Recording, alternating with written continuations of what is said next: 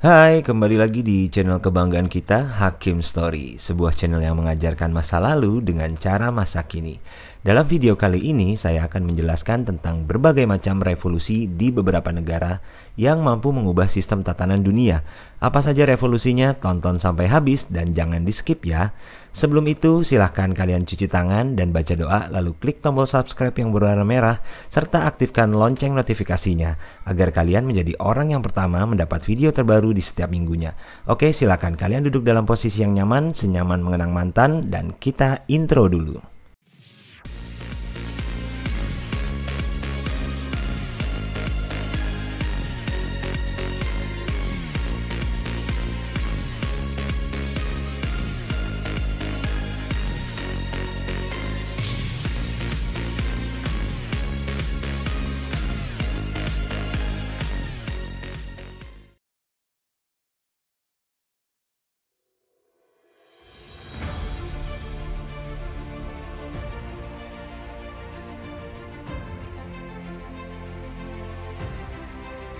Salah satu definisi dari revolusi menurut Kamus Besar Bahasa Indonesia adalah perubahan ketatanegaraan yang dilakukan dengan kekerasan seperti dengan perlawanan bersenjata.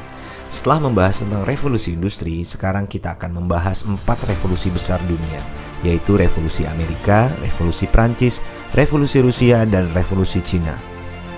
Revolusi Amerika terjadi pada tahun 1775 sampai 1783. Pada dasarnya, sebagian besar rakyat Amerika berasal dari wilayah Inggris. Mereka merasa menjadi bagian dari koloni kerajaan Inggris Raya. Namun dalam perkembangannya, sering timbul bentrokan antara penduduk koloni dengan pemerintah Inggris di wilayah koloni, yang disebabkan oleh politik keagamaan yang begitu ketat, perdagangan yang tidak bebas, serta mengambil pajak tanpa disertai perwakilan dalam parlemen. Peristiwa yang mengawali pecahnya revolusi Amerika adalah Boston Tea Party, di mana sejumlah orang yang menyamar menjadi suku Indian Mohawk menaiki kapal Inggris yang berisi penuh muatan teh. Lalu teh tersebut dibuang ke laut sebagai simbol menentang pungutan pajak atas teh tersebut. Pemerintah Inggris yang mendapat kabar tersebut dibuat marah dan mengeluarkan sejumlah peraturan yang sangat merugikan, seperti menutup pelabuhan Boston hingga muatan teh selesai dibayar. Peristiwa Boston Tea Party telah mendorong beberapa penduduk koloni yang kemudian disebut kaum patriot. Salah satu tokoh kaum patriot yang berhasil menggugah masyarakat koloni di Amerika adalah Thomas Paine, yang membuat tulisan berjudul Common Sense. Dalam tulisan tersebut, Thomas Paine mengatakan bahwa kerajaan Inggris tidak cocok lagi bagi rakyat Amerika, sehingga perlu dibentuk pemerintahan baru, yaitu republik. Tepat pada tanggal 4 Juli 1776, 13 koloni bersepakat menandatangani deklarasi yang sekarang kita kenal sebagai Declaration of Independence. Pernyataan tersebut membuat ketegangan sehingga menimbulkan peperangan. Menyadari lemahnya kekuatan tentara perang Amerika, George Washington selaku pimpinan tertinggi berusaha mengatur strategi dengan cara mencari bantuan dari benua Eropa. Melalui wakilnya bernama Benjamin Franklin, Amerika berhasil mendapat bantuan dari negara-negara di Eropa. Bantuan terbesar berasal dari negara Prancis yang kala itu berhasrat untuk membalas dendam ke Inggris akibat kekalahan dalam Perang 7 tahun. Bantuan internasional tersebut memiliki peranan besar bagi tumbuhnya semangat juang pasukan Amerika. Sejak tahun 1780, pasukan Amerika selalu berhasil mengalahkan pasukan Inggris di berbagai pertempuran. Perang Revolusi Amerika berakhir ketika Inggris memutuskan untuk menghentikan perang dengan menandatangani perjanjian damai di Versailles, Prancis pada tahun 1783.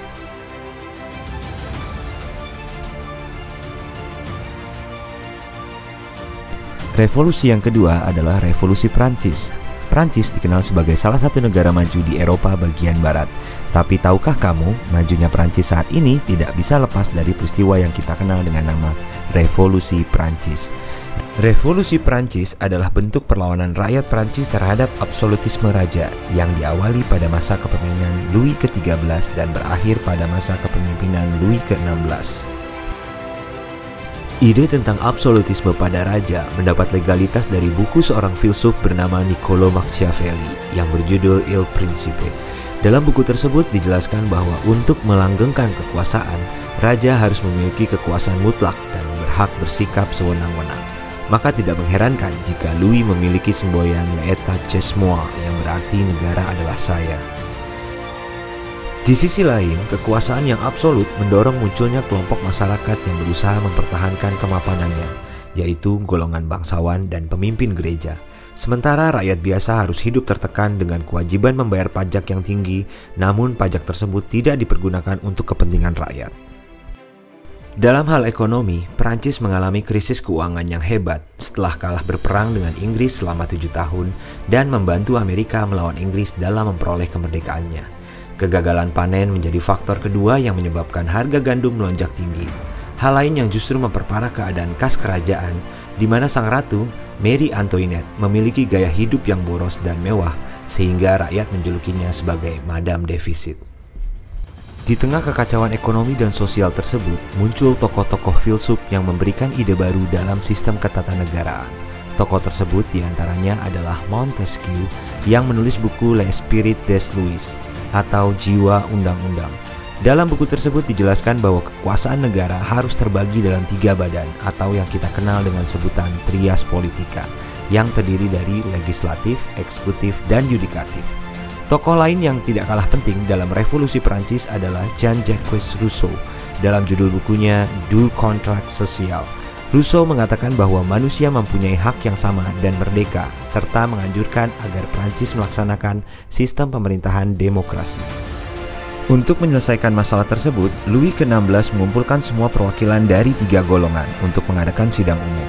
Namun sidang mengalami kemacetan karena terdapat perbedaan mengenai cara pemungutan suara. Golongan 3 yang kecewa karena raja tidak bisa mengambil keputusan, lantas membentuk Dewan Nasional yang ditugasi membentuk Undang-Undang Dasar. Pembentukan Dewan Nasional tersebut direspon dengan tegas oleh Louis XVI dengan mengirim 20.000 prajurit atas anjuran Marie Antoinette. Keadaan semakin bertambah buruk ketika raja memecat Necker yang merupakan satu-satunya menteri yang disukai oleh rakyat. Pada tanggal 14 Juli 1789, rakyat yang marah kemudian berkumpul dan menyerang penjara Bastille, yang dianggap sebagai simbol dari absolutisme raja. Penyerangan tersebut bertujuan membebaskan tahanan politik selama rezim Louis berkuasa dan mengambil persenjataan. Semboyan yang muncul selama revolusi terjadi adalah Liberté, Égalité, Fraternité. Tepat pada tanggal 26 Agustus 1789, atas usulan Jenderal Lafayette yang pernah membantu Amerika dalam memperoleh kemerdekaan, Dewan Konstituante mengeluarkan Deklarasi Hak Manusia dan Warga Negara.